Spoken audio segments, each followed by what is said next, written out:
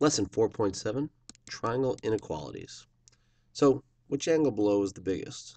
Of course, I have to draw a triangle. Let's imagine we had a triangle with sides 6, 8, and 10, and we labeled them A, B, and C. Which one's the biggest? Which angle, A, B, or C? And a lot of people realize this, but some don't. Measure of angle B is going to be biggest because it's across from the biggest side. The next biggest side is 8. So measure of angle A will be next. And that'll be bigger than the last one,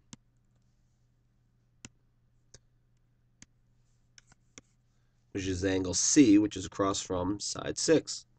So this is a simple concept. The biggest angles in a triangle are across from the biggest sides. You know this from isosceles, that across from the same sides with the same angles. So this is a bit of an extension on that. Now, we do it again, except we change it up a little bit.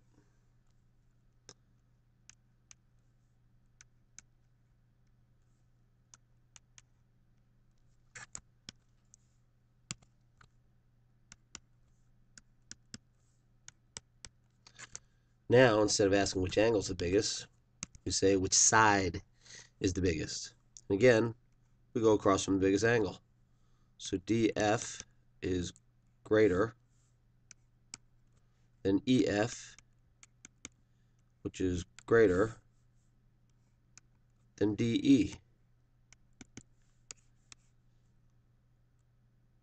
That's it. So we call that the converse. One way we're looking at the sides, one way we're looking at the angles. Well, from the angles we get the sides, and from the sides we get the angles. So going forwards and backwards. Here's a couple examples. You might want to pause the recording and see if you know them. I'm going to do them very quickly.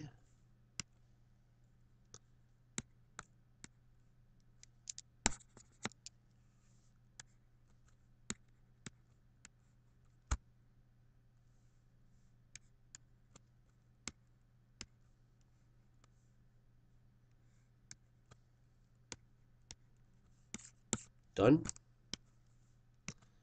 And over here, notice I write measure of angle E, because when we're comparing things, you say they're congruent, greater than, or less than, we have to have numbers, and measure is a number.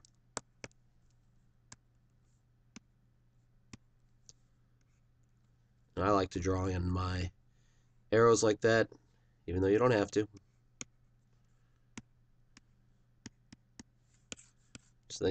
I just think it's easier to read. That's it. That's half the lesson right there. Now, I've got a stick. I've got a 13-inch length, and then I've got a 3-inch length, and a 4-inch length. And hopefully you notice that we can't make a triangle.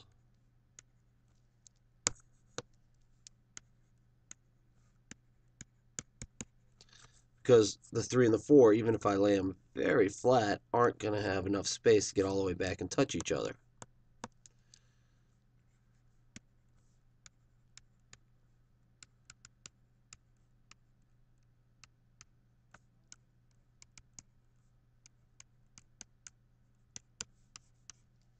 So here's the problem. You need to look at these numbers and figure out what's going on. Here's what I do. Pick any two lengths. I'll pick 7 and 13. Doesn't matter. Add them. 13 plus 7 equals 20. Subtract the smaller from the bigger. 13 minus 7 equals, 6. So is the other side between 6 and 30? In this case, no. You cannot use those lengths to make a triangle. Try it on your own and pick a different pair if you want. I'm going to do it right now.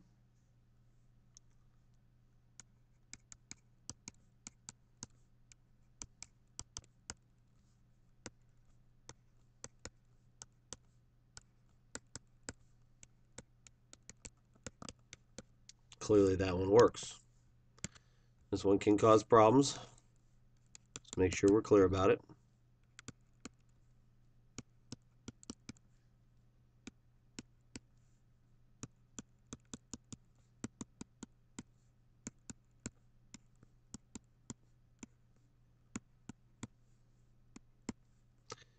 In this case, the answer is no. You say, well, 15, that's fine. No, it's not less than or equal. It has to be less than. If this was 15.1 would be okay, but it's not. It's 15. So it's got to be less than, greater than, can't be the same as. That's it. That's the whole lesson. Get cracking. Good luck.